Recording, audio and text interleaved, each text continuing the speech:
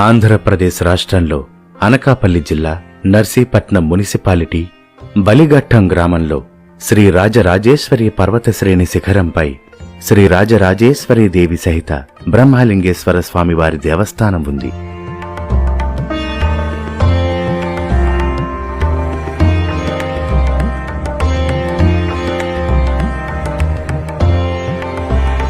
ఈ దేవాలయం అతి పురాతనమైనది. కృతయుగంలో రాక్షసరాజైన బలిచక్రవర్తి ఒక యజ్ఞాన్ని త్రిశూల పర్వత ప్రాంతంపై చేయటానికి సంకల్పించారు.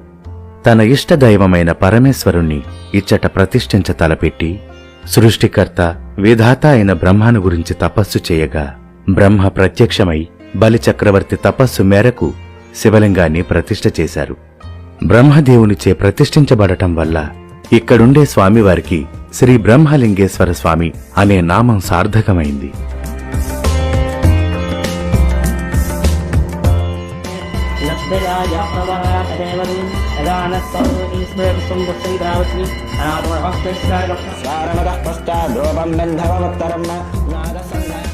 ఈ దేవస్థానంలో ఉన్న మండపాలు మొత్తం 108 స్తంభాలతో నిర్మించబడ్డాయి.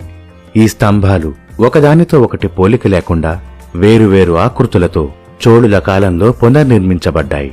బలిచక్రవర్తి యజ్ఞం చేసిన ప్రదేశం కావటంతో ఈ ప్రాంతంలో సహజ సిద్ధమైన విభూతి గనులు ఉంటాయి. వీటిని ఆనాటి హోమకుండములుగా చెప్పుకుంటారు. బలిచక్రవర్తి యజ్ఞం చేసిన ప్రాంతంలో ఘట్టము అనగా యజ్ఞము అని అర్థం. బలిచక్రవర్తి యజ్ఞం చేసిన స్థలం అవ్వటం వల్ల ఈ ప్రాంతానికి బలిఘట్టం అనే పేరు ఏర్పడిందని పురాణం.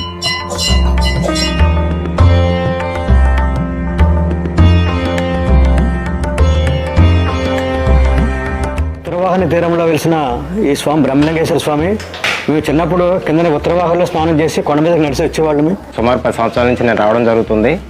మా పూర్వీకులతోటి చిన్నతనం నుంచి కూడా ఈ దేవాలయ దర్శనం చేసుకోవడం అనేది జరుగుతుంది. ఈ బ్రహ్మలింగేశ్వర స్వామి టెంపుల్ ఇది ఇంచుమించుగా మనకు దక్షిణ కాశీ అంటారు.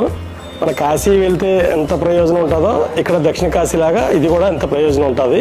శ్రీశైల క్షేత్రం లాగా, మల్లికార్జున క్షేత్రం లాగా ఈ క్షేత్రం చాలా పురాతనమైన క్షేత్రం.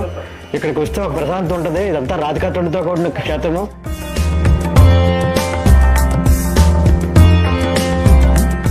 శ్రీ బ్రహ్మలింగేశ్వర స్వామివారి నిత్యాభిషేకానికి నీటి కొరకు హిందూ మహారాజు తపస్సు చేయగా విష్ణుమూర్తి వరాహ రూపంతో నదిని సృష్టించినందున ఈ నది వరాహ నదిగా పిలువబడుతుంది. ఈ నది కొంతమేర ఉత్తర దిశగా ప్రవహించుట వల్ల ఉత్తర వాహినిగా పేరు వచ్చింది. ఈ పవిత్ర నదిలో స్నానం చేయగా అన్ని పాపాలు తొలగిపోతాయని భక్తుల నమ్మకం. ఈ పర్వత శ్రేణిలో 3 పర్వతాలు త్రిశూల ఆకృతిలో వరుసగా ఉండటం వల్ల శివలింగం త్రిశూల పర్వతాలకు అభిముఖంగా అనగా పశ్చిమాభిముఖంగా ప్రతిష్ఠించబడింది. శ్రీ బ్రహ్మలింగేశ్వర స్వామివారి ఆలయం ఉత్తర భారతదేశంలో ఉన్న కాశీలో శ్రీ విశ్వేశ్వర స్వామివారి ఆలయం వలె పశ్చిమాభిముఖంగా ఉన్నందున ఆలయము దక్షిణ కాశీగా పేరుగాంచింది. ఇప్పటి శివలింగం స్ఫటికశిలతో ఏర్పడి ఉండటంతో స్వామివారి దర్శనం బహుశోభాయమానంగా ఉంటుంది. మా పూర్వీకుల నుంచి కూడా ఇక్కడ ఈ ప్రాంతానికి మేము తరచుగా రావడం జరుగుతూ ఉంది. మా తాతగారి దగ్గర నుంచి కూడా ఈ ప్రాంతానికి మేము కనుమ పండుగ రోజు, శివరాత్రి రోజు, కార్తీక మాసం పుణ్యదినాల్లో కూడా ఇక్కడికి ఈ ప్రాంతానికి రావడం జరుగుతూ ఉండేది. అన్ని దేవాలయాల కంటే ముందు ఉందని చెప్పేసి ఇక్కడ స్థల పురాణం చెప్తుంది. దీని వెనకాలన ఈ గుడికి వెనక భాగంలోని ఒక ఆశ్రమం కూడా ఇక్కడ ఉంది. దాన్ని నాయనగారి ఆశ్రమం అని చెప్పి ఇక్కడ పిలువబడుతూ ఉంటుంది. ఇక్కడ మా తాతగారి కాలంలో ఆ గురువు గారు ఇక్కడికి రావడం జరిగింది. ఆయన ఇక్కడ నిత్యం కూడా ఈ బ్రహ్మలింగేశ్వర స్వామిని ఆరాధించుకుంటూ ఆయన క్రియాయోగ సాధన ద్వారా తను చివరి దశలో తన ప్రాణాలని సహస్రారం ద్వారా విడిచిపెట్టడం ఇక్కడ ప్రాంతవాసులందరూ కూడా దర్శించడం జరిగింది. అటువంటి మోక్షానికి కూడా అర్హతని సంపాదించుకోవడానికి ఈ స్థలం ఎంతో విశిష్టమైనదిగా మనం తెలుసుకోవడం జరుగుతుంది. మా చిన్నప్పటి నుండి కూడా నాకు ఇప్పుడు 50 సంవత్సరాల పై దాటాయి. అప్పటి నుండి కూడా మేము ఈ దేవాలయానికి రావడం జరుగుతుంది.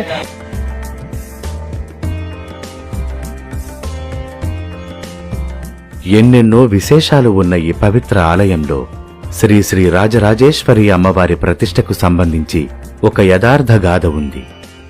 క్రీస్తు శకం 1840 నుండి 50 ప్రాంతంలో విజయనగర వాస్తవ్యులు అప్పటి నర్సీపట్నం తహసీల్దార్ గారైన శ్రీ సూకురు రామదాసు దంపతులు ఒక మహాశివరాత్రి సందర్భంగా లింగోద్భవ కాలంలో శ్రీ స్వామివారిని తన కుటుంబ సభ్యులతో కలిసి దర్శించి తిరిగి స్వగృహమునకు వెళ్లగా యవ్వనవతి అయిన తన కుమార్తె కాలం చేయటంతో జరిగిన సంఘటనకు ఆయన కుటుంబం బాధలో ఉన్నారు. ఒకరోజు తహసీల్దార్ రామదాసు గారి కలలో స్వామివారు కనిపించి, నా పార్వతి అంశతో జన్మించిన నీ కుమార్తెను నా భార్యగా స్వీకరించాను. శ్రీ రాజరాజేశ్వరి అమ్మవారి పేరున విగ్రహ ప్రతిష్ఠ గావించమని తహసీల్దారు గారికి కలలో ఆదేశించారు.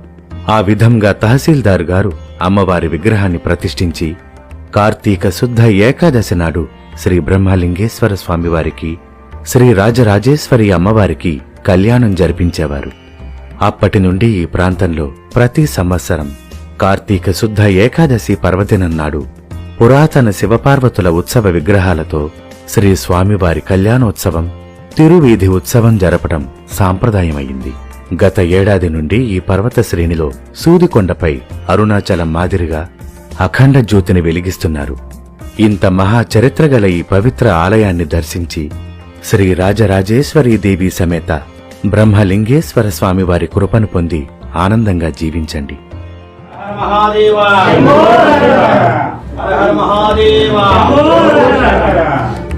పార్వతీ హర హర మహాదేవ.